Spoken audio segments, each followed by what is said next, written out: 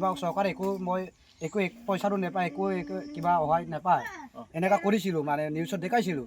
এইটো নিউজে এতিয়ালৈকে হোৱা নাই মানে এই বছৰ অহা সময়ত কিবা নিউজ দেখাইছিলোঁ, এতিয়া ডিলিট কৰি পেলাই এইটো মোক কোৱাটো মানে জব্দ কৰি ৰাখিছে মানে উঠা নাই চিধি দেই। মই মিছা নকয় বা কচম এনেকুৱা ভিক্ষাৰীও আছে। মই এইটো চাইছোঁ মোৰ কি আছে ইমান ভিক্ষাৰীও আছে। চিলুক কাটিবলৈ মানে পইচা মোৰ নামটো বিলনাথ পায়েং হয় দেই। চাওক আজি আমি চিলাচুটি পঞ্চায়তৰ আমি RC 3 নং RC বৰঘৰাত আহিছোঁ আৰু ইয়াত আহি আমি দেখিছোঁ যে ৰাইজৰ অৱস্থা অতিকৈ বেয়া। আজি 3-4 বছৰ আগত ডিমৌ নদীয়ে বান গৰাখহনীয়া কৰি এই দাদা ভাগৰ পকা ঘৰটো উটুৱাই লৈ গ'ল, কিন্তু আজিলৈকে দাদাই এই ঘৰটোৰ যি ক্ষতিপূৰণ পাব লাগে চৰকাৰৰ পৰা আজিলৈকে ক্ষতিপূৰণ পোৱা নাই। আজি চাওক তেওঁলোকৰ ল'ৰা ছোৱালী কেনেকৈ আপোনালোকক মই এই ঘৰটো দেখাবলৈ আপোনাক অনুৰোধ জনাইছোঁ। এইটো দেখাওক। আজি 3 বছৰৰ পৰা নিজৰ সন্তানক এনেকৈ লৈ এনেকৈ আছে, কিন্তু জনপ্ৰতিনিধি হওক চৰকাৰ হওক বা কিংবা আমাৰ জিলা প্ৰশাসন হওক কোনো এই বিষয়টো গুৰুত্ব দিয়া নাই। গতিকে আজি ইয়াত আহি আমি দাদাক লগ কৰিছোঁ। দাদা যথেষ্ট ক্ষোভত আছে। পূৰ্বতে কোনোবা নিউজ চেনেলে দাদাৰ এই দুৰৱস্থাটো বাতৰি সংগ্ৰহ কৰিছে, ভিডিঅ' কৰিছে, কিন্তু নিউজ নবজালে।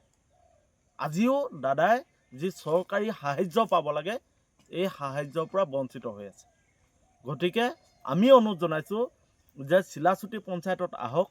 চিলাচুটি পঞ্চায়তৰ পৰা যি আমাৰ চাব চেণ্টাৰ আছে, চাব চেণ্টাৰৰ পৰা আপোনালোকে সোমাই আহক। যি গড়কাপ্তানি পথ আছে এই পথটো চাওক কেনেকৈ ডিমৌ নদী গৰাখহনীয়াই এই পথটো উটুৱাই লৈ গৈছে। ইয়াত বহু পৰিয়ালৰ ঘৰ বাৰী গৰাখহনীয়াৰ ফলত উটি গুচি গৈছে, কিন্তু সাহায্য পোৱা নাই। গতিকে আমি দাবী জনাইছোঁ যে এই দাদাহঁতৰ ইয়াত যিমান মানুহৰ বান গৰাখহনীয়াত ক্ষতিগ্ৰস্ত হৈছে সকলোৱে ক্ষতিপূৰণ দিব লাগিব। আৰু যি গড়কাপ্তানি পথ আছে ভগৱান চাৰিআলিলৈকে, চাব চেণ্টাৰৰ পৰা ভগৱান চাৰিআলিলৈকে, এই পথটো অতি শীঘ্ৰে মেৰামতিৰ কাৰণে জিলা প্ৰশাসন চৰকাৰ আৰু গড়কাপ্তানি বিভাগে ব্যৱস্থা গ্ৰহণ কৰিব লাগিব। যদি নকৰে তেতিয়াহ'লে আমাৰ চিলাচুটি পঞ্চায়তৰ 1 নং RC পথাৰ আৰু 3 নং যি RC মাজৰবাৰী এই অঞ্চলৰ ৰাইজবোৰে সিদ্ধান্ত ল'ব যে এই চৰকাৰখনক কি ধৰণে আমি অনাগত দিনত চাম। কৈ দিয়ক। মই যেনেকুৱা হ'লে মই কৈ দিছোঁ সঁচা, ছাৰৰ কথাটো সঁচা। মই 2-3টা আশীৰ্বাদ দি মই আহিম মানে মোৰ মামাও 2টা আছে, সেইটো মোৰ নিজৰ কিবা হয় ইয়াৰ মামা নিজেও আহিবি ইয়াত ৰাখিবি। গতিকে যিমান দুখত আছে আজি 3-4 বছৰ এটা ঘৰ নাই। আজি উন্নয়নৰ কথাবোৰ কৈ থাকিলে নহ'ব।